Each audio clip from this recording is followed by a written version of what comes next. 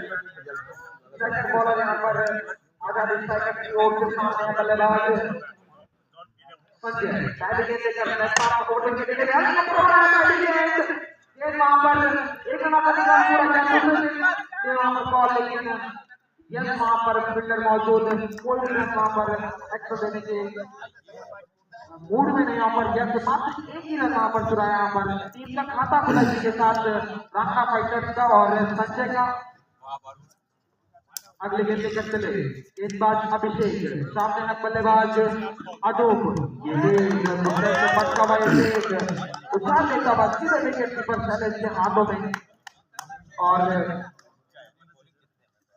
Dot के साथ score अभी भी 1 रन। जबकि यहाँ पर आजाद स्ट्राइकर से पहले बल्लेबाजी करते हुए 168 रन बनाए।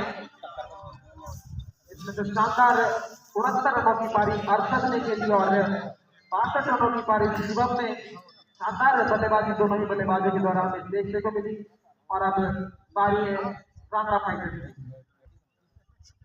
अगली गेंद ये गेंद देखिए यहाँ पर सीधे लामान की तरफ फील्डर वहां पर मौजूद एक रन आसानी के साथ पूरा किया और एक ही रन से संतोष वहां पर दोनों बल्लेबाज